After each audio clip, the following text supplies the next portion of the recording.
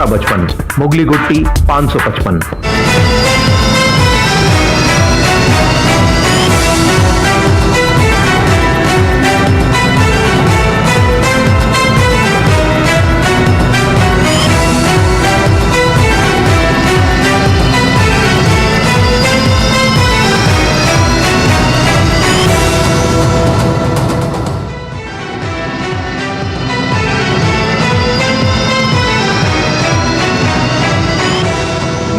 News night में आप सभी का स्वागत है। मैं हूं निखिल सिंह और अगले 1 घंटे में बात करेंगे तमाम ताजा तरीन और महत्वपूर्ण खबरों की।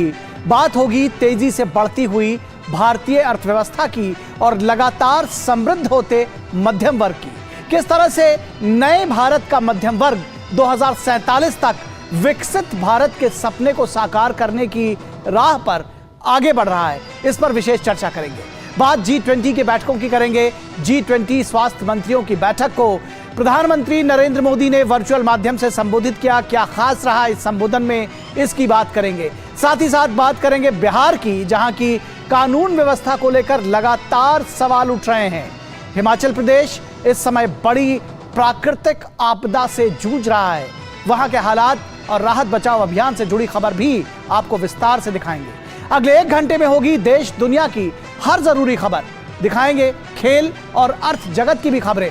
शुरुआत हेडलाइंस के साथ।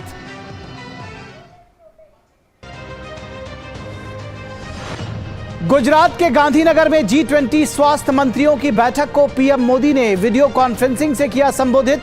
कहा, कोविड महामारी ने हमें बताया स्वास्थ्य हमारे निर्णयों के केंद्र में होना चाहिए। पारंपरिक औषधियों के वैश्विक संग्रह तैयार करने पर दिया जोर।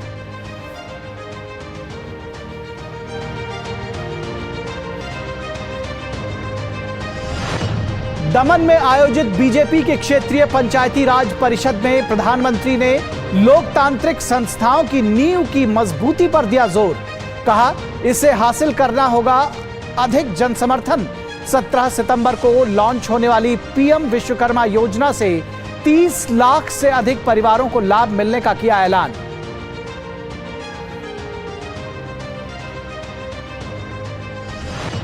पीएम मोदी ने लिंक्डइन पोस्ट पर साझा किए 2 लेख। समतावादी और सामूहिक समृद्धि हासिल करने की दिशा में भारत की उल्लेखनीय प्रगति के बारे में दी जानकारी। कहा, एसबीआई ने आईटी रिटर्न के अध्ययन से बताया 9 साल में प्रति व्यक्ति औसत आय 4.4 लाख रुपए से बढ़कर 13 लाख रुपए हुई।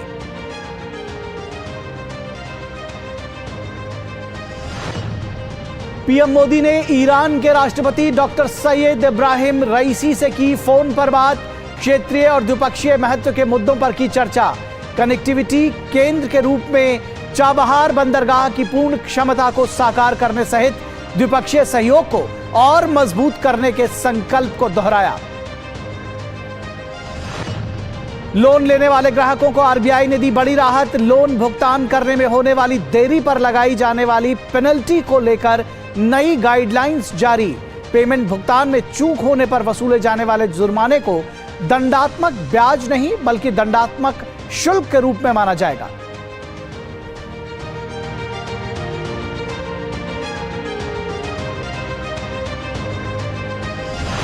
बिहार में गिरती कानून व्यवस्था पर घिरी नीतीश सरकार। अररिया में पत्रकार की हत्या पर विपक्षी दलों ने बोला हमला।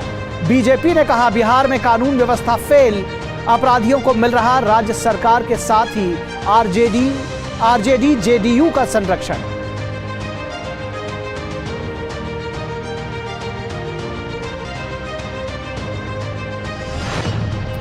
हिमाचल प्रदेश में भूस्खलन के बाद जारी है राहत और बचाव कार्य। मुख्यमंत्री सुखविंदर सिंह सुक्खू ने पूरे प्रदेश को घोषित किया प्राकृतिक आपदा प्रभावित क्षेत्र। अभी तक राज्य में गई है 330 लोगों की जान। विपक्ष के नेता जयराम ठाकुर ने कहा, केंद्र से मिल रही पूरी मदद लेकिन नहीं पहुंच रही लोगों तक।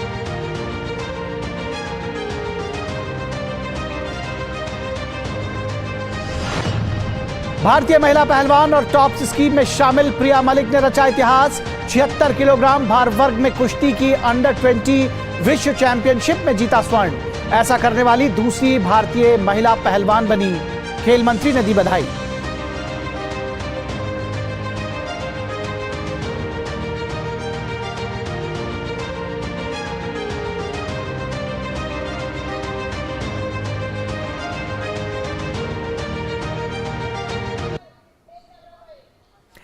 तो न्यूज नाइट में सबसे पहले बात करेंगे G20 के बैठकों का दौर जारी है। G20 देशों की अध्यक्षता इस समय भारत के पास है और इससे जुड़े संकल्पों को सिद्धि तक पहुंचाने के लिए देश के तमाम हिस्सों में बैठकों का दौर जारी है।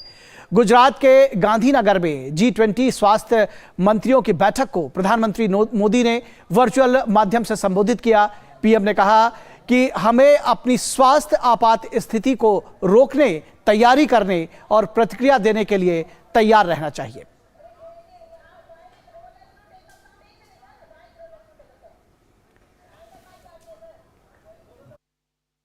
भारत की अध्यक्षता में G20 से जुड़े कार्यक्रमों का सिलसिला जारी है।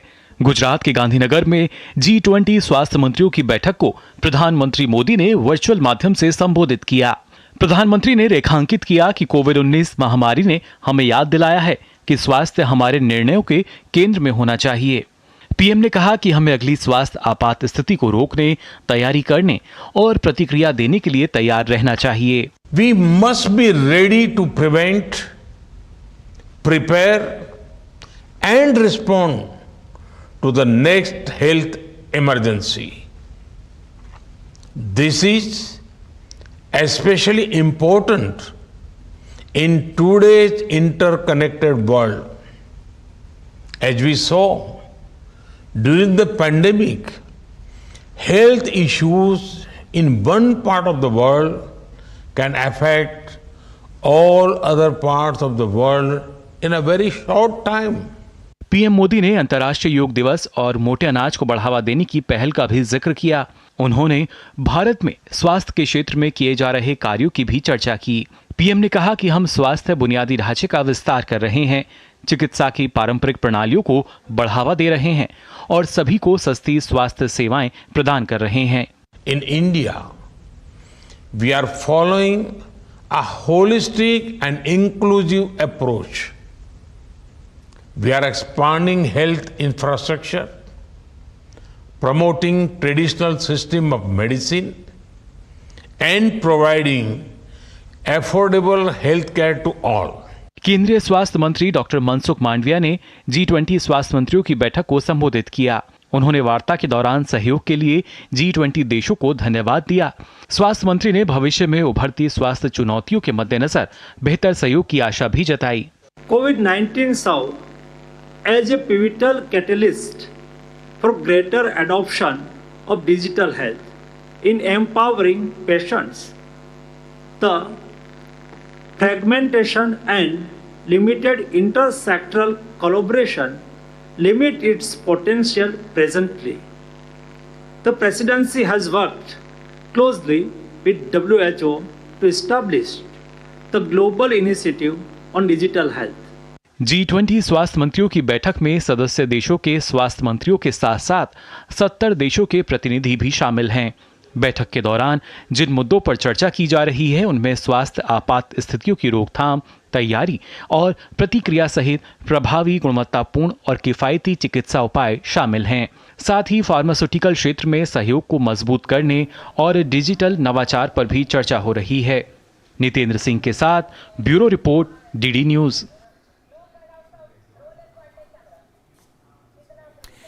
और प्रधानमंत्री नरेंद्र मोदी ने आज दादर एवं नगर हवेली और दमन एवं दीव में आयोजित क्षेत्रीय पंचायती राज परिषद के उद्घाटन सत्र को वर्चुअली संबोधित किया। इस कार्यक्रम में भाजपा के राष्ट्रीय अध्यक्ष जेपी नड्डा भी मौजूद रहे।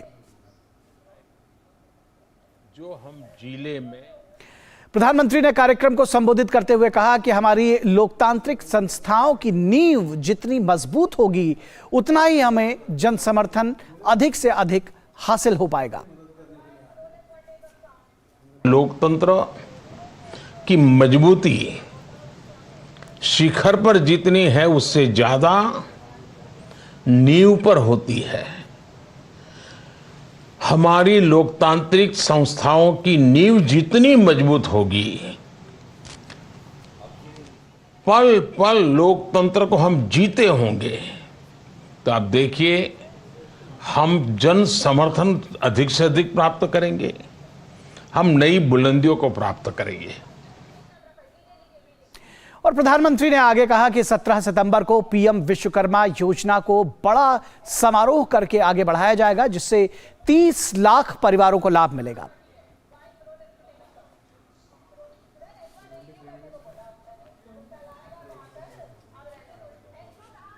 विषय है, लेकिन समाज को बनाने और चलाने में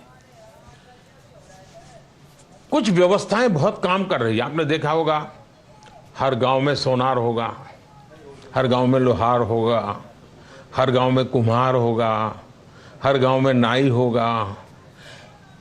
यानी कुछ ऐसे काम हैं जिसको करने वाले लोग हर गांव में मिलेंगे। हमने सोचा है कि उनको एक नई ताकत दें। 13-15 हजार करोड़ रुपए का एक बजट बनाया, अभी ये प्रारंभिक बजट है। उनको कुछ आर्थिक मदद करें, उनको आधुनिक नए नए मशीन दें, टूल दें, उनका स्किल डेवलपमेंट करें और वे बहुत तेजी से आगे बढ़े और शक्तिशाली बने। और प्रधानमंत्री नरेंद्र मोदी ने ईरान के राष्ट्रपति इब्राहिम रईसी से फोन पर बातचीत की।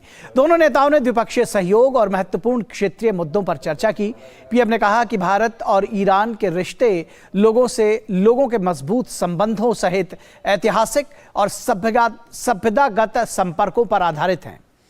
दोनों नेताओं ने कनेक्टिविटी हब के रूप में चाबहार बंदरगाह की पूरी क्षमता की पहचान सहित द्विपक्षीय सहयोग को और मजबूत करने की अपनी प्रतिबद्धता दोहराई।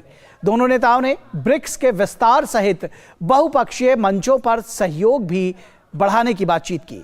पीएम मोदी और राष्ट्रपति रईसी ने दक्षिण अफ्रीका में आगामी ब्रिक्स सम्मेलन के दौरान अपनी बैठक को लेकर भी उत्सुकता प्रकट की।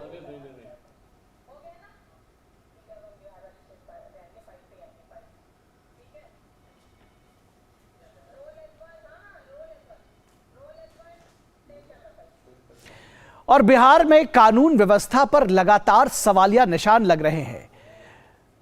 अररिया में पत्रकार की हत्या और भागलपुर में 2 लोगों की हत्या के बाद लोगों में डर और गुस्सा है। बिहार के कई दलों ने नीतीश सरकार पर सीधा निशाना साधा है। बीजेपी ने इसे जंगल राज पार्ट 2 बताया है।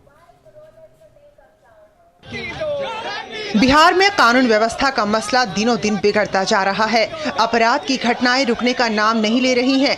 अररिया में पत्रकार की हत्या और भागलपुर में 2 लोगों की हत्या के बाद लोगों में डर और गुस्सा है। ताजा मामला है अररिया का, जहां बदमाशों ने सुबह सुबह एक दैनिक अखबार के पत्रकार विमल कुमार यादव की उनके ही घर में गोली मारकर हत्या कर दी। कुछ बदमाश विमल कुमार यादव के घर पहुंचे, दरवाजा खटखटाया और जैसे ही वो बाहर निकले तो उन्हें गोली मार दी। सीने पर गोली लगने से घटना स्थल पर ही उनकी मौत हो गई। अररिया पुलिस मामले की जांच कर रही है। हर महीने लगातार अपराध कर्मियों को अधिक से अधिक सजा हो रही है। ये सारे प्रमाण हैं कि विधि व्यवस्था पर हमारा नियंत्रण है और लगातार हम लोग अपराध कर्मियों पर कार्रवाई कर रहे हैं। जो घटनाएं होती हैं उन पर हम लोग त्वरित अनुसंधान करके अपराध कर्मियों के आगे भी गिरफ्तारी करते हैं। इस मामले में भी हम वैसा ही करेंगे। रिश्तेदारों के जरिए मिली जानकारी से पता चला है कि 2019 में विमल के भाई की भी हत्या कर दी गई थी, जिसमें विमल मुख्य गवाह थे। ऐसी आशंका जताई जा रही है कि मुख्य गवाह होने के कारण बदमाशों ने उनकी हत्या की है। घटना के बाद परिजनों का रो रो कर बुरा हाल है। उधर हत्याकांड के विरोध में आज पत्रकारों ने पटना में राज्य के नीतीश सरकार के खिलाफ प्रदर्शन किया। यूनियन बिहार सरकार से पत्रकारों की सुरक्षा की गारंटी की मांग कर रहा है। बिहार में गुंडागर्दी बढ़ गई है। आज शुक्रवार की सुबह अररिया में दैनिक जागरण अखबार के पत्रकार विमल कुमार की दिन दहाड़े उनके घर में घुसकर हत्या की गई। पत्रकार यहां असुरक्षित है। सरकार पत्रकार सुरक्षा कानून लागू नहीं कर रही है, इसलिए हम पत्रकारों को रोड पे आना पड़ रहा है। घटना के बाद फिर से नीतीश सरकार पर सवाल उठ रहे हैं। केंद्र सरकार के साथ ही बिहार के कई दलों ने नीतीश सरकार पर सीधा निशाना साधा है। हालांकि नीतीश कुमार कह रहे हैं कि मामले की जांच हो रही है, किसी को बख्शा नहीं जाएगा। जो पार्टियां हैं, जदयू और आरजेडी, दोनों के लोगों के द्वारा अपराधियों को खुलेआम संरक्षण देने के कारण अपराधी बेखौफ हो गए। अररिया जिले में जिस तरह विमल यादव जी की हत्या हुई, यह अत्यंत ही दुर्भाग्यपूर्ण है और नीतीश कुमार जी आराम से दिल्ली और बॉम्बे घूम रहे हैं और बिहार में उनको अपराध दिखता ही नहीं। मौजूदा सरकार कहीं ना कहीं असहाय दिखती है इन अपराधियों के सामने। और मुझे कहने में इस बात को कहीं कोई संदेह नहीं है कि कई जगहों पर तो संरक्षण प्राप्त है इन अपराधियों को बिहार सरकार का। हम यहाँ आने के पहले देखे हैं न्यूज़ में, तो हमको लगा कि भाई कैसे किसी पत्रकार का हुआ, तो हमने तुरंत अधिकारियों को कहा इसको देखिए, और मुझे बहुत दुख हुआ कि कैसे किसी की हो गया, तो देख रहा है तुरंत। वहीं भागलपुर में बदमाशों ने 2 लोगों की ईंट, लोहे की सरिया और जंजीर से पीट कर हत्या कर दी। आरोपी करीब आधे घंटे तक दोनों पर लगातार हमला करता रहा। हमले में एक शख्स की मौके पर ही मौत हो गई, जबकि एक बुजुर्ग महिला को आरोपी ने पीट कर अधमरा कर दिया। बुजुर्ग महिला को गंभीर हालत में इलाज के लिए अस्पताल ले जाया गया, जहां उनकी मौत हो गई।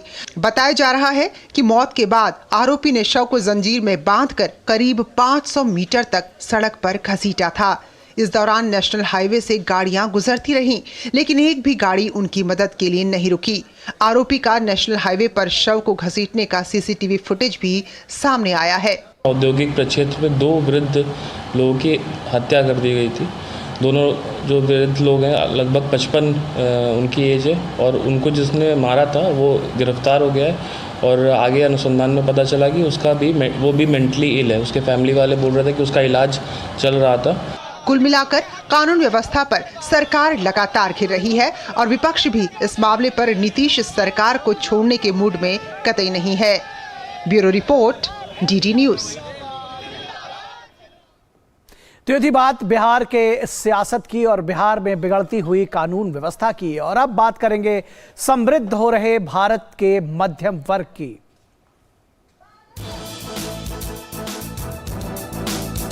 तो आगे देखेंगे समृद्ध हो रहे भारत के मध्यम वर्ग की, किस तरह से भारत का मध्यम वर्ग लगातार समृद्ध हो रहा है और किस तरह से एसबीआई की और डॉक्टर अनिल पद्मनाभन की रिपोर्ट इसको दोहराती है। और फिलहाल रुकेंगे एक छोटे से ब्रेक के लिए। आप देखते रहिए न्यूज़ राइट।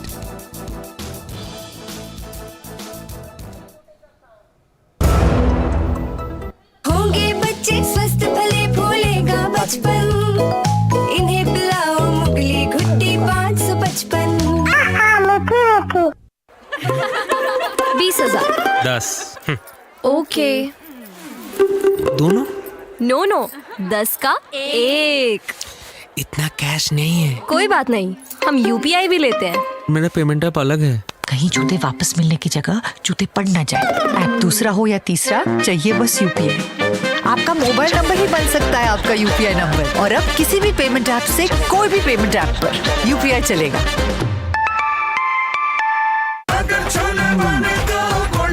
गोल्डी छोले मसाले, जहाँ जाए रिश्ते बनाए, जहाँ जाए रिश्ते बनाए, गोल्डी मसाले। सेवा, सहयोग और समर्पण की भावना से आजादी के बाद पहली बार उपेक्षित वनटांगिया समाज की उन्नति का मार्ग प्रशस्त हुआ है।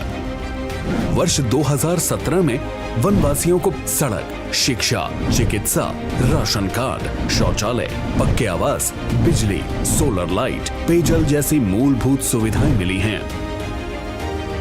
वन ग्रामों को राजस्व ग्राम का दर्जा और वनवासियों को जमीनों का मालिकाना हक मिलने से इनकी जीवन शैली में बड़ा बदलाव आया है। दशकों से दबी हुई आशाओं और भावनाओं को पंख लगे हैं। वनवासियों के प्रति माननीय मुख्यमंत्री जी का समर्पण भाव इसी से पता चलता है कि वह दीपावली का पर्व वन ग्राम में ही मनाते हैं, जिससे वनवासियों का उल्लास और उमंग देखते ही बनती है। करके दिखाए जो, डबल इंजन की सरकार है वो।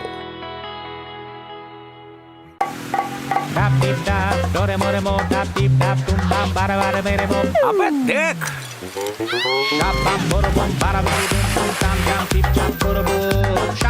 You got to be careful. बारिश है, सड़कें बदलेंगी। Switch to Seat. बेटा change soon. It's monsoon. दिन दिनक दिन दिनक दिन दिन दिनक दिन तुम जाना दिन।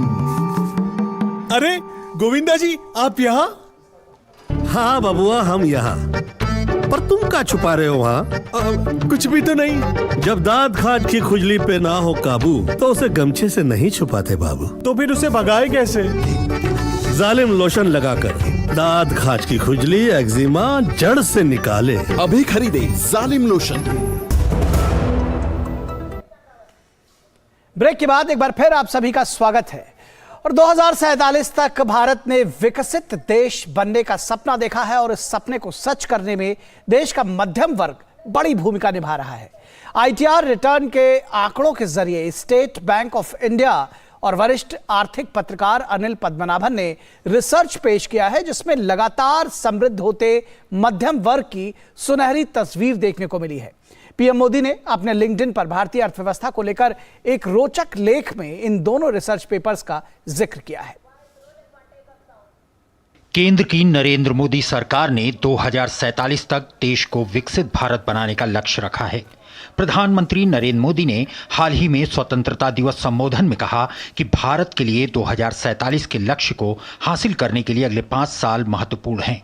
अब एसबीआई की रिसर्च में देश की मजबूत होती अर्थव्यवस्था के संकेत मिले हैं। एसबीआई रिसर्च का दावा है कि टैक्स देने वालों की औसत आय वित्त वर्ष 2022 में 13 लाख रुपए से बढ़कर वित्त वर्ष 47 में 49.9 लाख रुपए हो जाएगी। प्रधानमंत्री नरेंद्र मोदी ने अपने लिंक्डइन पर भारतीय अर्थव्यवस्था को लेकर एक रोचक लेख में 2 रिसर्च पेपर का जिक्र किया है। पहली रिपोर्ट एसबीआई रिसर्च की है, जिसमें कहा गया है कि भारत की प्रति व्यक्ति आमदनी में बीते 9 सालों में अभूतपूर्व बढ़ोतरी हुई है। एसबीआई ने आईटी रिटर्न्स के अध्ययन के जरिए ये निष्कर्ष निकाला है कि साल 2014 में भारत में प्रति व्यक्ति औसत आय 4.4 लाख रुपए थी, जो 2023 में बढ़कर 13 लाख रुपए हो गई। एसबीआई की रिसर्च में आईटीआर डेटा के आधार पर राज्यों से भी रोचक आंकड़े निकले हैं। उदाहरण के तौर पर आईटीआर डेटा के अध्ययन से पता चलता है कि उत्तर प्रदेश ने आईटीआर रिटर्न दाखिल करने के मामले में बेहतरीन प्रगति की है। जून 2014 में उत्तर प्रदेश से 1,65,000 रिटर्न दाखिल किए गए थे, जबकि जून 2023 में यह आंकड़ा बढ़कर 11,92,000 पर पहुंच गया। इसी रिपोर्ट में कहा गया कि मणिपुर, मिजोरम, नागालैंड जैसे पूर्वोत्तर राज्यों में 9 सालों में 20% की बढ़ोतरी दर्ज की गई है। वरिष्ठ पत्रकार अनिल पद्मनाभन ने भी आईटीआर डेटा के जरिए यह साफ किया है कि देश में हर आय वर्ग में टैक्स बेस में काफी अच्छी बढ़त दर्ज की गई है। डेटा बताते हैं कि हर आय वर्ग में कम से कम 3 से 4 गुना तक की वृद्धि दर्ज की गई है। पीएम मोदी ने कहा कि यह डेटा दिखाता है कि न केवल लोगों की आमदनी बढ़ी है, बल्कि लोगों ने टैक्स अदा करने के अपने कर्तव्यों का भी ईमानदारी से पालन किया है, जो सरकार पर उनके विश्वास को दिखाता है। उन्होंने आगे लिखा है कि इन अध्ययनों से पता लगता है एक देश के सामूहिक प्रयासों के साथ साथ एक सशक्त अर्थव्यवस्था के तौर पर हमारी क्षमताओं को भी दिखाता है। पीएम मोदी ने उम्मीद जताई कि इससे ये विश्वास और पक्का हो जाता है कि हम आर्थिक विकास के एक रोचक मोड़ पर खड़े हैं और 2047 तक विकसित भारत के लक्ष्य की ओर देश लगातार आगे बढ़ रहा है। Ajay Mishra, DD news, Delhi. तो देश लगातार उछाल की ओर बढ़ रहा है, उछाल की ओर है अर्थव्यवस्था, और इस पर हमारी विशेष चर्चा का विषय भी आज यही है। आज हमारी विशेष चर्चा का यही विषय है, उछाल की ओर अर्थव्यवस्था, मजबूत होता मध्यम वर्ग।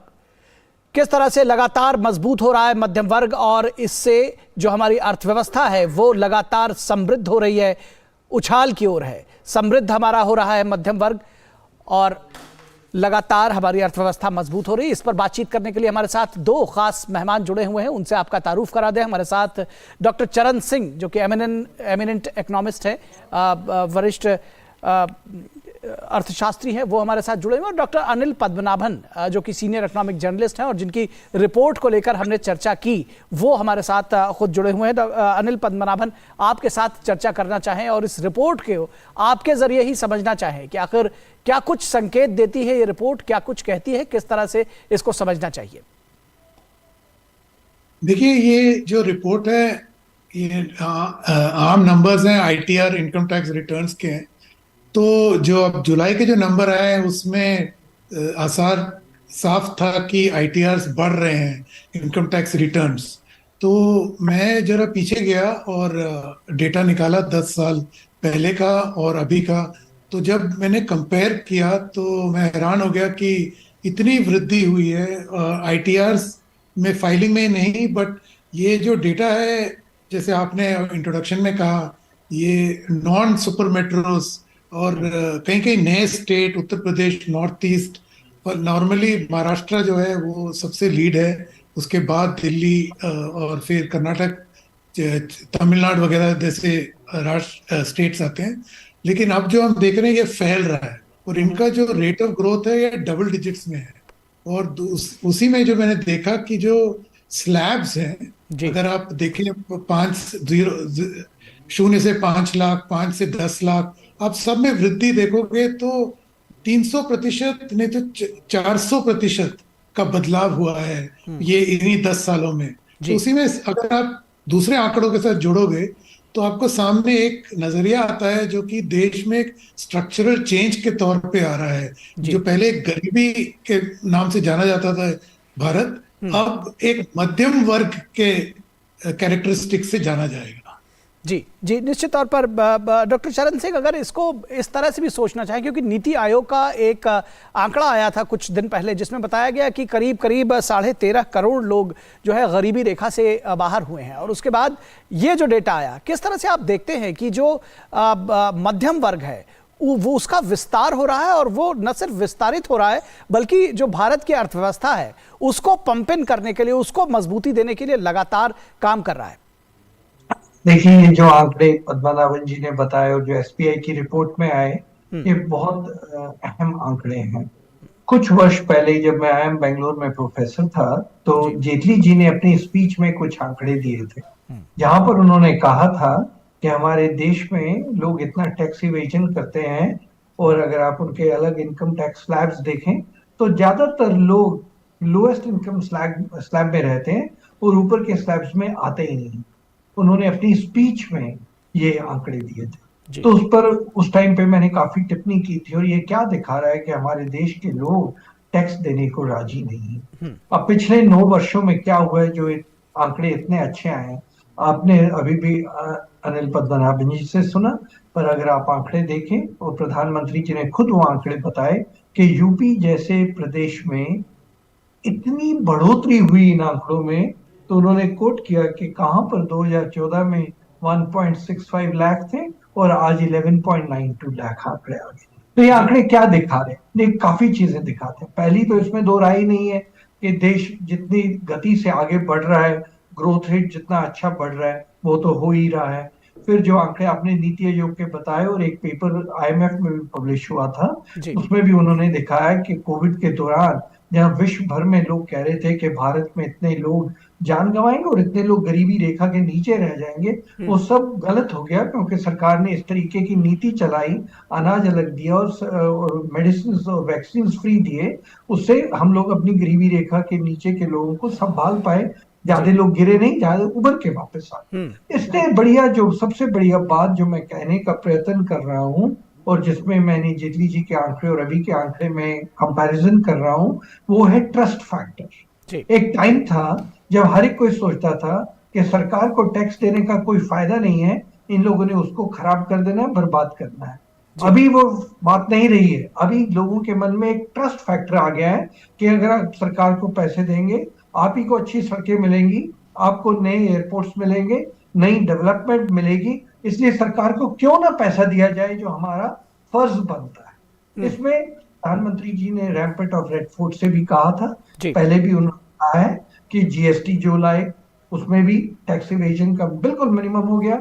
जो डीमोनेटाइजेशन किया, काफी लोग कहते हैं कि क्या उसमें मिला, रुपए तो वापस आ गए। लोग समझते नहीं है कि उससे जो कॉन्फिडेंस बन गया कि सरकार इस हद तक जा सकती है अगर टैक्स कंप्लायंस नहीं होगा। तो मुझे लगता है फिर 2000 का नोट का जो अभी बंद हुआ, मुझे लग रहा है कि सरकार ने जो ट्रस्ट फैक्टर बनाया है, और ट्रस्ट फैक्टर में 2 चीजें होती हैं, स्टिक एंड कैरेट। अगर आप ठीक तरह योगदान देंगे, आपके सामने सब कुछ है, हर घर में पानी आ रहा है, सड़क तेजी से बन रही है, और इंफ्रास्ट्रक्चर बन रहा है, और स्पेस में भी रिसर्च हो रही है। अगर आप नहीं देंगे तो आपको परस्यू किया जाए। तो ये आंकड़े यही दिखा रहे हैं, ट्रस्ट फैक्टर बढ़ा है, कॉम्प्लायंस बढ़ा है, और इसमें तो दो राय नहीं है, ग्रोथ तो बड़ी ही बड़ी है। जी जी जी जी। अनिल पद्मनाभ जी, आपसे समझना चाहेंगे कि इस बदलाव की वजह क्या है? ये जो आर्थिक तरक्की और समृद्धि है मध्यम वर्ग की, निचले वर्ग की, वो जो लगातार इस तरह से जो ग्रोथ है, उसके पीछे के क्या कारण देखते हैं आप? हमारे हिसाब से जो बेसिक नीड्स है ना देश के हर व्यक्ति के, हर नागरिक के, वो काफी हद तक पूरे फुलफिल हो रहे हैं। मैं आपको एक ही, मतलब आप बिजली देखिए, चरणजीत सिंह ने बोला ड्रिंकिंग वाटर, सड़कें, ये सब है, लेकिन मैं आप एक उदाहरण आंकड़ा देखना चाहता हूँ जो आप समझ जाओगे कितना भारी बदलाव आया है। जी 2010 में 430 मिलियन लोगों के पास बैंक अकाउंट नहीं थे। 10 साल बाद सबके पास बैंक अकाउंट है। ये कैसे हो पाया 10 साल में? ये आधार के कारण KYC किया, फिर उसके ऊपर UPI चला, उसका ढांचा अलग बना, तो इसके कारण एक फाइनेंशियल इंक्लूजन हुआ। बैंक ऑफ इंटरनेशनल सेटलमेंट्स का कहना है, उन्होंने इस पे पूरे रिसर्च किए, कहते जो भारत ने 7 साल में किया है, नॉर्मली 45 साल लगते हैं एक देश को इतने लोगों को बैंक अकाउंट देना। तो आप इसी आंकड़े से देख सकते हो किस तेजी से बदलाव आ रहा है इस देश में। और अब आप पीछे मुड़ के नहीं देखेंगे, अब हम आगे ही देखेंगे। जी डॉक्टर चरण सिंह, जो 2047 के जो प्रोजेक्शंस दिए गए हैं वो बहुत उत्साहित करने वाले हैं। वे अहेड क्या आप देखते हैं? और इस जो कंसिस्टेंसी जो बनी हुई है, जो पेस बना हुआ है, इसको बरकरार रखने के लिए क्या कुछ किया जाना चाहिए? तो एक बात, मैं इस सवाल के प्रश्न का जवाब देने से पहले मैं पद्मनाभन जी ने जो बात कही उसको थोड़ा स्ट्रेंथन करना चाहता हूँ। 2000 जब जनधन योजना शुरू की गई थी और उन्होंने कहा कि विदेश में लोगों ने कहा 45 साल लग जाते हैं, हमारे अपने देश में देखिए 1955 में स्टेट बैंक ऑफ इंडिया को नेशनलाइज किया गया था, 1969 में 69 में कुछ बैंक नेशनलाइज हुए और उसके बाद 1980 में कुछ बैंक नेशनलाइज हुए। जब फाइनेंशियल इंक्लूजन की स्टडी की गई थी तो एक चीज बड़ी खतरनाक पाई गई थी हमारे देश में कि करीब 50% के करीब लोगों के पास खाता नहीं था। अब जब ये जनधन शुरू किया गया उसके बाद तो जनधन में जैम ट्रिनिटी आ गई, बहुत कुछ हो गया, पर जब प्रधानमंत्री जी ने जनधन शुरू किया था उसमें मेरा ख्याल अभी कितने अकाउंट्स नहीं खुल गए हैं, 491 लाख अकाउंट नए जनधन के नीचे खुल गए और उसके नीचे जो बैलेंस है बहुत ज्यादा है। तो हुआ क्या है, जो आपका प्रश्न था, जो ब्रांचेस हैं वो बढ़ गई, ATMs बढ़ गए, और सबसे बड़ी बात है कि जो कंसंट्रेशन थी मेट्रोपॉलिटन सिटीज और मेजर सिटीज में जनधन से वो गांव गांव तक फैल गई। तो उससे जो प्रगति है और जो ग्रोथ है वो सिर्फ मेट्रोपॉलिटन सिटीज में कि ये ग्रेविटी का सेंटर बनेंगे, यहाँ पर ग्रोथ होगी, वो बात नहीं रही। अभी ग्रोथ पूरे देश में प्रांत प्रांत में टियर 2 टियर 3 सिटीज में बन गई। इसीलिए अगर आप देखेंगे म्यूचुअल फंड्स की भी जो एक्सपेंशन है वो सिर्फ टॉप 30 सिटीज में नहीं है, बियॉन्ड 30 सिटीज में भी चली गई है। उसी तरीके स्टॉक मार्केट की जो डिस्कशंस हैं वो पहले जो बंबई में होती थी, फिर बंबई, दिल्ली, कलकत्ता, मद्रास में होती थी, अब वो छोटे छोटे शहरों में होगी। तो जो वृद्धि हुई है, जो समृद्धि हुई है, वो पूरे देश में फैल कर हुई। तो वो सबसे बड़ा कारण मुझे लगता है कि ग्रोथ। अब अगर इनकम टैक्स स्लैब्स जैसे पद्मनाभन जी ने बताया, 5 <5 लाख, 5 से 10 लाख, 10 से 20, सब में वृद्धि 3 गुना 4 गुना ज्यादा। जी तो बहुत बड़ी बात है। अच्छा, बात आ गई जो आपका प्रश्न था 2047 में जो आंकड़े उन्होंने प्रोजेक्शंस किए हैं, तो उन्होंने प्रोजेक्शंस पहले तो पॉपुलेशन के आंकड़े लिए, फिर उसके बाद उन्होंने मिडिल इनकम के लिए और वर्क फोर्स के लिए, और उन्होंने क्लियरली दिखाया कि जो वर्क फोर्स है, फॉर्मलाइज्ड वर्क फोर्स, ये जो हम सारी बात कर रहे हैं, पद्मनाभन जी ने कही, UPI बढ़ गया, जनधन अकाउंट बढ़ गए, उसे GST की इंप्रूवमेंट, कंप्लायंस हो गई, तो ये सारी जो देश में अर्थव्यवस्था बिखरी पड़ी थी, ट्रस्ट फैक्टर ना होने के कारण कोई लोग आ नहीं रहे थे, वो सब जुड़ने शुरू हुए। तो जब जुड़ने शुरू हो गए, जो वर्क फोर्स है वो भी फॉर्मल सेक्टर में आ गई। इन्होंने अपने आंकड़े अगर देखे होंगे तो MSMEs में भी काफी ज्यादा लोग वर्क फोर्स में आ गए, जो GST रजिस्ट्रेशन और बाकी रजिस्ट्रेशंस भी कराने लगे। तो जब वर्कफोर्स में आने शुरू हो गए, वर्कफोर्स का फॉर्मलाइजेशन होने के कारण टैक्स की वृद्धि और वर्कफोर्स की फॉर्मलाइजेशन से ओवरऑल ग्रोथ पे बहुत अच्छा असर पड़ रहा है। उनका 2047 के आंकड़े यही दिखा रहे हैं कि वर्कफोर्स में वृद्धि हो रही है और टैक्स कंप्लायंस में भी वृद्धि हो रही है। जी जी जी जी जी बिल्कुल। अनिल पद्मनाभन जी, आपसे चलते चलते आखिरी सवाल चाहेंगे, बहुत संक्षेप में उसका जवाब दें कि 2047 के लिए जो प्रोजेक्शंस दिए गए हैं, जो सपने देखे गए हैं, बल्कि ये कहा जाए विकसित भारत का एक सपना देखा है और मध्यम वर्ग, या ये कहे कि सारा देश पूरे जोश जज्बे के साथ उसको पूरा करने में लगा हुआ है। कितने आशान्वित हैं आप इस तरह की जो रिपोर्ट्स है और आपकी खुद की रिसर्च है उसको देख के? ये जो अभी का मोमेंटम हम देख रहे हैं, तो अगर कोई झटका ना आए, जैसे कोविड हो, ये जंग हो, कुछ हो, तो ट्रेजेक्टरी तो हमें लगता है कि उस तरफ ही बढ़ रहा है। और आप खुद भी अंदाजा लगा लिए, आज 40 करोड़ लोग मध्यम वर्ग में हैं और 2047 में 100 करोड़ लोग होंगे। तो 100 करोड़ लोग होंगे तो आप सोचिए कितना कंजम्पशन होगा, कितनी सेविंग्स होगी, कितनी इन्वेस्टमेंट होगी। तो देश अगर ये ट्रेजेक्टरी पे रहा, कोई झटका नहीं आया, तो मुझे भरोसा है कि इसी तरफ सही कदम उठा रहे हैं। जी जी जी जी निश्चित तौर पर, और यही आशा और विश्वास हम सबको है कि लगातार जो हमारी अर्थव्यवस्था है वो एक सही ग्रोथ ट्रैजेक्टरी की तरफ आगे बढ़ रही है और 2047 तक विकसित भारत बनने का जो हमारा सपना है उसको हम ज़रूर पूरा करेंगे। अनिल पद्मनाभन जी, बहुत शुक्रिया इस तमाम बातचीत और जानकारी के लिए, और डॉक्टर चरण सिंह, आपका भी बहुत शुक्रिया इस चर्चा में शामिल होने के लिए और विचार साझा करने के लिए।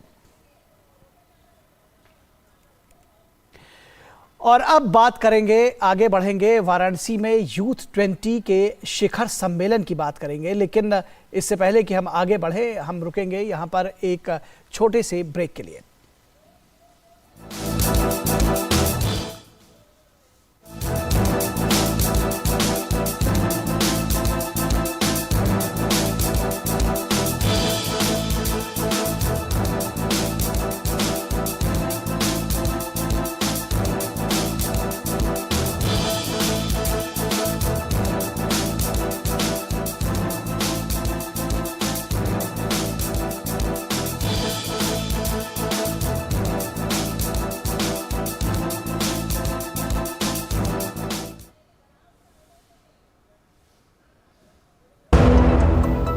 होंगे बच्चे स्वस्थ भले फूलेगा बचपन, इन्हें पिलाओ मुगली घुट्टी 555।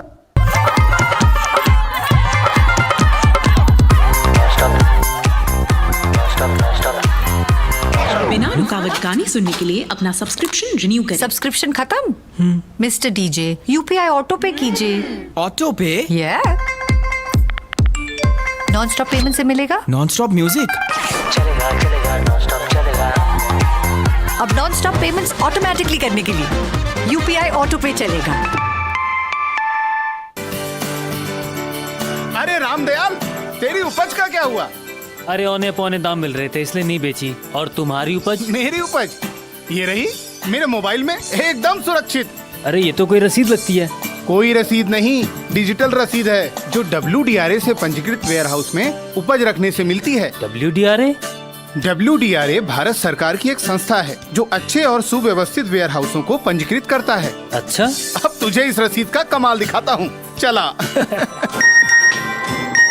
देखा, इस रसीद पर बैंक से लोन हो गया। ये तो कमाल हो गया। कमाल तो अभी और भी है भैया। देखो, जब और जहाँ उपज के अच्छे दाम मिलेंगे, उपज बेच दूंगा और फिर बैंक का सारा लोन भी चुकता कर दूंगा। अरे वाह।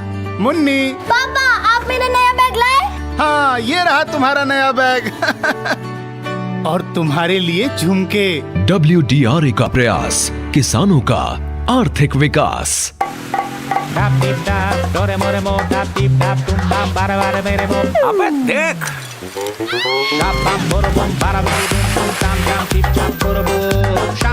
You got to be careful.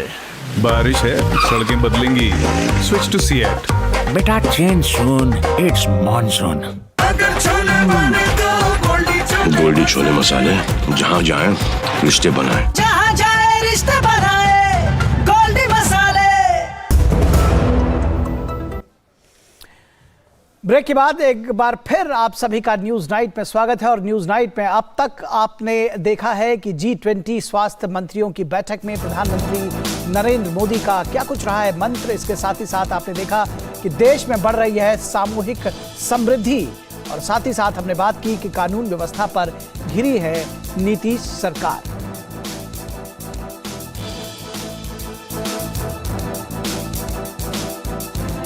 तो ये महत्वपूर्ण खबरें आपने देखी हैं अब तक, और अब आगे बात करेंगे कि किस तरह से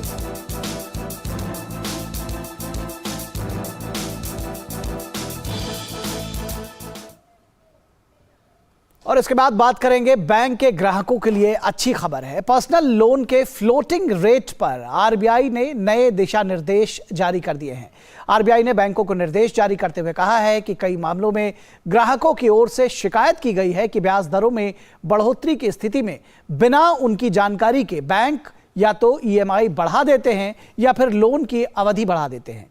इस मामले में अब आरबीआई ने साफ कर दिया है कि लोन जारी करते समय ही बैंकों को ग्राहकों को यह बताना जरूरी होगा कि ब्याज दरों के बढ़ने की स्थिति में उनकी ईएमआई या फिर लोन की अवधि में क्या अंतर आ सकता है।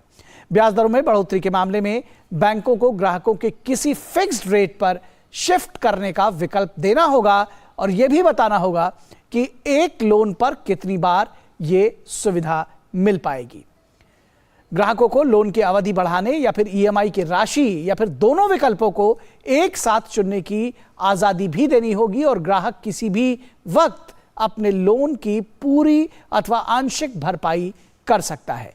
बैंकों को अब हर तिमाही अपने ग्राहकों को स्टेटमेंट के जरिए यह बताना जरूरी होगा कि उनकी ईएमआई में कितना मूल और कितना ब्याज वसूला गया है, और पूरी अवधि के लिए सालाना ब्याज की दर कितनी रही है। बैंकों को 31 दिसंबर तक इन सभी निर्देशों के मद्देनजर अपने ग्राहकों को उचित माध्यम से जानकारियां साझा करने के लिए निर्देश दिया गया है।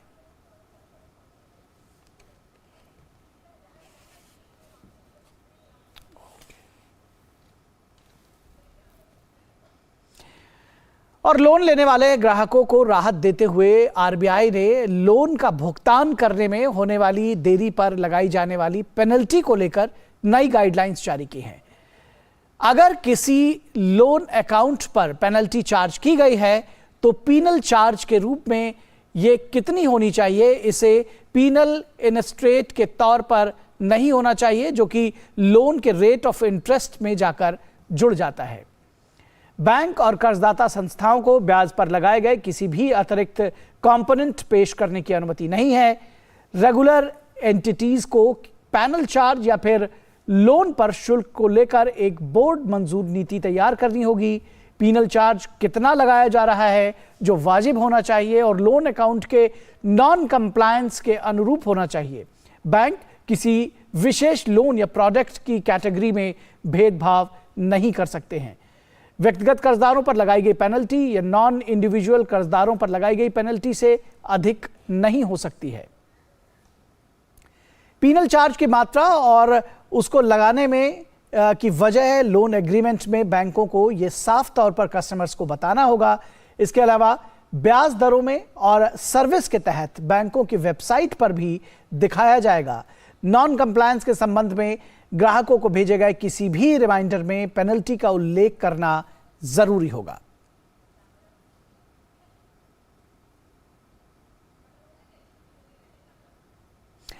और भारतीय रिजर्व बैंक ने बिना किसी दावे वाली जो लावारिस जमा राशि है उसकी खोज करने के लिए एक केंद्रीकृत वेब पोर्टल का उद्घाटन किया है और उसको लॉन्च किया है।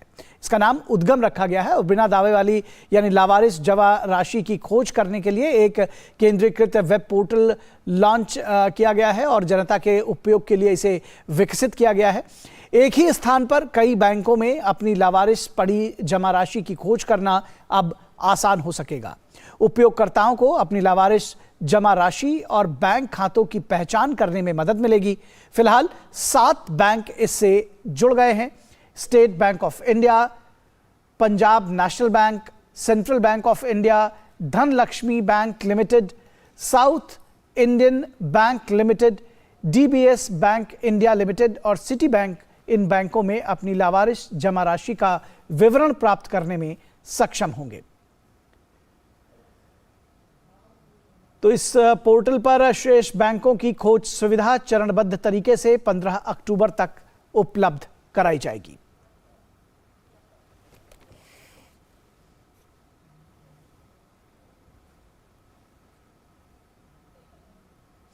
और अगली खबर, प्रधानमंत्री नरेंद्र मोदी 22 से 25 अगस्त तक दक्षिण अफ्रीका और यूनान के दौरे पर रहेंगे।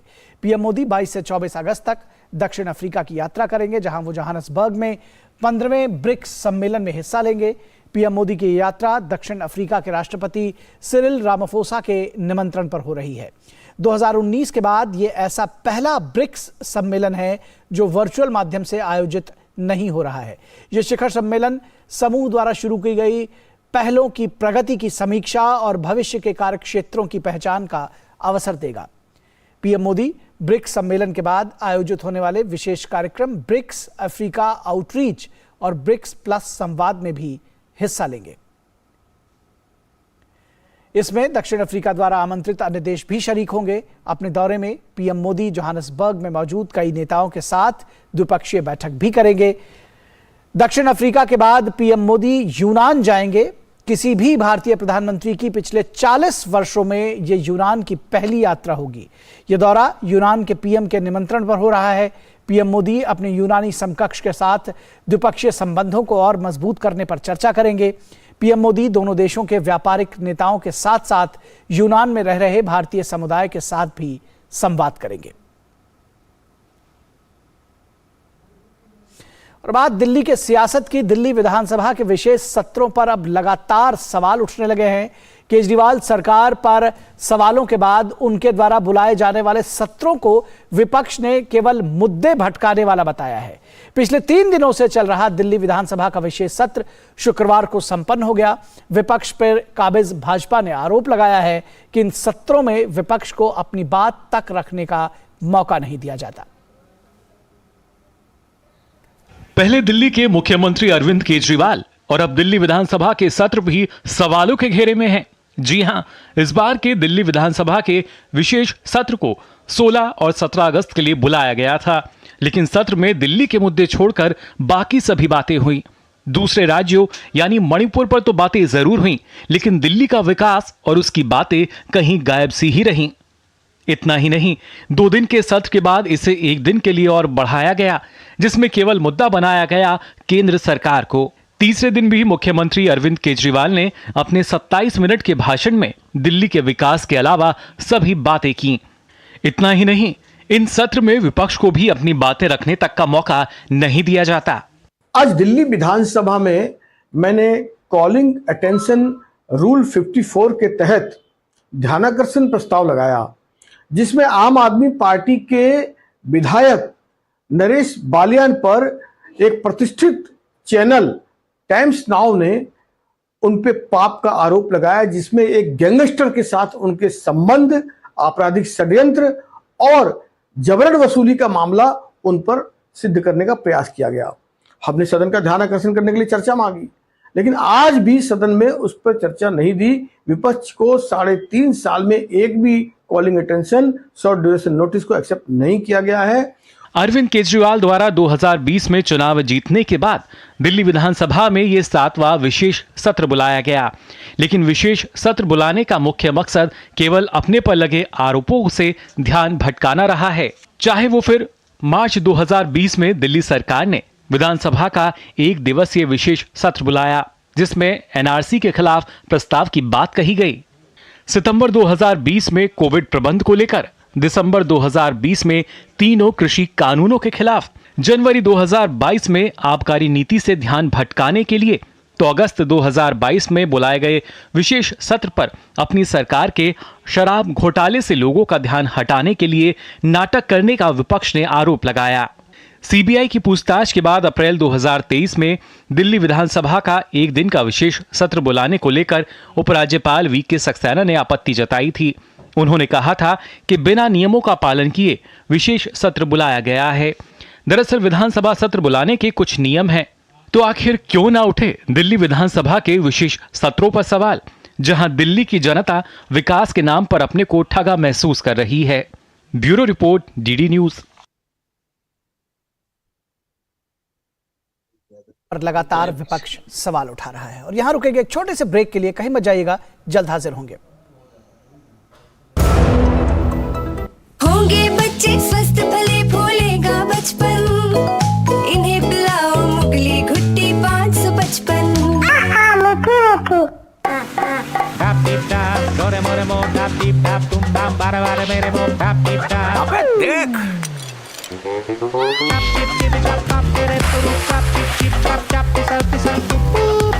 अरे बेटा बच के।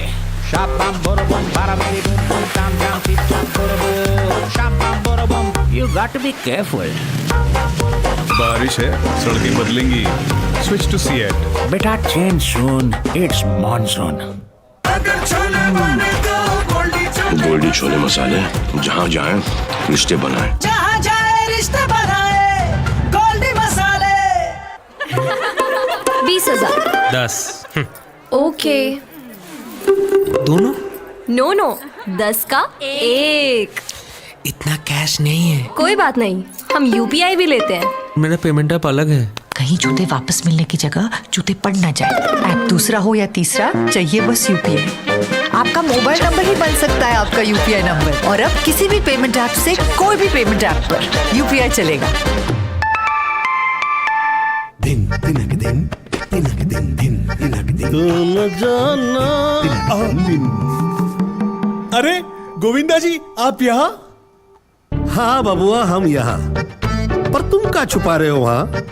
कुछ भी तो नहीं। जब दांत खाज की खुजली पे ना हो काबू तो उसे गमछे से नहीं छुपाते बाबू। तो फिर उसे भगाए कैसे? जालिम लोशन लगाकर दांत खाज की खुजली एक्जिमा जड़ से निकाले। अभी खरीदे जालिम लोशन। ब्रेक के बाद एक बार फिर आप सभी का स्वागत है। और वाराणसी में आज यूथ 20 शिखर सम्मेलन का औपचारिक उद्घाटन हो गया। केंद्रीय खेल मंत्री अनुराग सिंह ठाकुर और यूपी के मुख्यमंत्री योगी आदित्यनाथ ने सम्मेलन का शुभारंभ किया।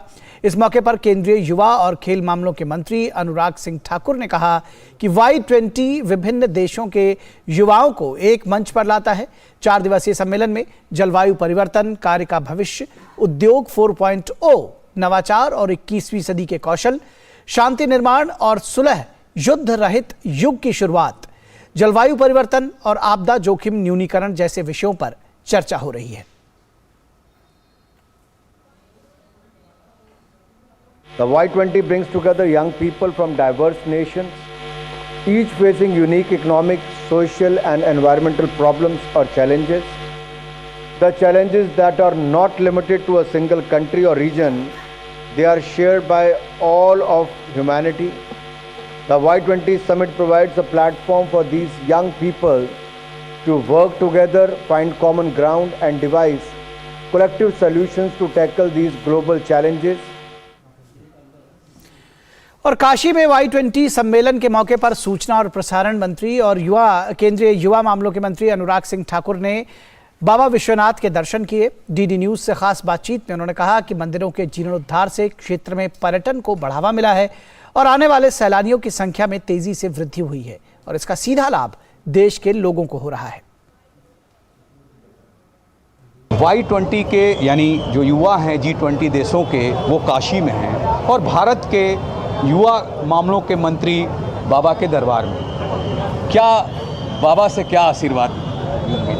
देखिए, सबसे पहले तो मैं देश के प्रधानमंत्री नरेंद्र मोदी जी का आभार प्रकट करता हूं कि जो कायाकल्प बाबा विश्वनाथ के, काशी विश्वनाथ धाम के, जो एक पूरा जीर्णोद्धार एक तरह से किया है, ये हमारी जो कला, संस्कृति, धरोहर, परंपराओं को बचाने और आगे बढ़ाने का काम हुआ है, ये बहुत बेहतरीन है। दुनिया इसकी वाह कर रही है और बाबा विश्वनाथ के आके मैं मस्तक झुका के इतना ही कह सकता हूँ, आपने जो इतने वर्षों तक देश को आगे बढ़ाने की जिम्मेदारी मोदी जी के हाथों में दी, आगे भी अवसर दें ताकि देश जहाँ 10वें से 5वें नंबर की अर्थव्यवस्था बना, हमारा देश और ऊंचाइयों पर पहुँचे, देश में और भाईचारा बढ़े, एकता एकजुटता बढ़े, देश का खूब विकास हो, गरीबों का कल्याण हो, पर्यटक हैं, जो श्रद्धालु हैं, उनकी संख्या 10 करोड़ साल भर में यहाँ की रही। तो जो और मंदिरों में जीर्णोद्धार हुआ है और मंदिरों का या हो रहा है, उससे क्या आपको लगता है युवाओं का भाव जो है? देखिए, क्या केवल काशी विश्वनाथ या बनारस के सड़कें, पुल, हवाई अड्डा, बाकी सुविधाएं मिलने से क्या केवल काशी विश्वनाथ धाम का फर्क पड़ा? नहीं। सारनाथ की बात करें, अयोध्या जी की बात करें, अन्य बौद्ध सर्किट की बात करें, पूरे उत्तर प्रदेश में ही टूरिस्ट की संख्या कई गुना गई। अब हम सोमनाथ मंदिर की बात करें, केदारनाथ जी की बात करें या महाकाल लोक धाम की बात करें, इन सब की संख्या 5-5 गुना ज़्यादा चलेगी। करतारपुर कॉरिडोर खोला तो वहाँ पे बढ़ावा हुआ। हेमकुंड साहब में अगर रोपवे पहुँचाया तो उसके कारण सुविधाएं बढ़ी। 4 धाम यात्रा के लिए जो सड़कों का निर्माण और रेल बन रही है, उससे और ऊंचाइयों पे पहुँचने का कार्य हो रहा है। तो केवल मंदिर या धार्मिक स्थानों का जीर्णोद्धार नहीं, ये आधारभूत ढांचा यानी कि इंफ्रास्ट्रक्चर जो साथ में शहरों का बन रहा है, तो लोगों के जीवन में बड़ा बदलाव, आय में वृद्धि और आने जाने की सुविधा हो रही है। कुल मिलाकर गरीबों का कल्याण, दुकानदारों की कमाई, भगवान के आसानी से दर्शन और आशीर्वाद देश को मिलते हुए अर्थव्यवस्था के माध्यम से अर्थव्यवस्था को बढ़ावा और रोजगार को बल मिल रहा है। और रुकेंगे एक छोटे से ब्रेक के लिए, कहीं मत जाइएगा, जल्द हाजिर होंगे।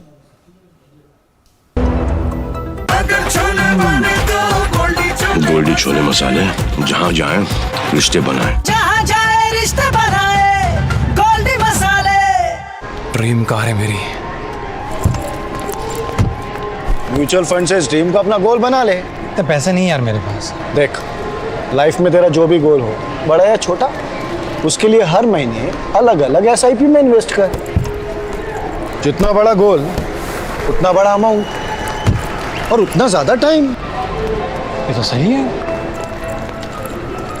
म्यूचुअल फंड निवेश बाजार जोखिमों के अधीन है। योजना से जुड़े सभी दस्तावेजों को ध्यान से पढ़ें। अबे देख,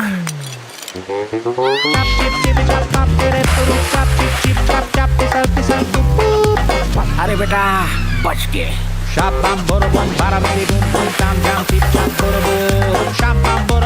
You got to be careful. बारिश है, सड़कें बदलेंगी।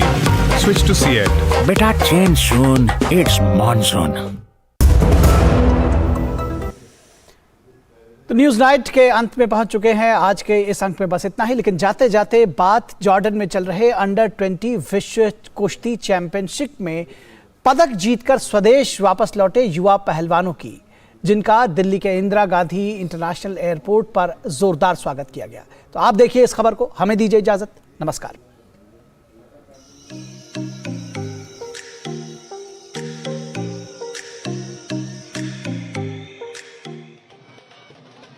अंतर्राष्ट्रीय स्तर पर भारतीय युवा पहलवानों ने अपने शानदार प्रदर्शन की बदौलत देश का सिर ऊंचा करने का काम किया है। केंद्र सरकार द्वारा चलाई जा रही योजनाओं की मदद से युवा भारतीय पहलवानों ने जॉर्डन में आयोजित हो रहे अंडर-20 विश्व कुश्ती चैंपियनशिप में करिश्माई प्रदर्शन करते हुए देश के लिए कई पदक जीतने में सफलता पाई।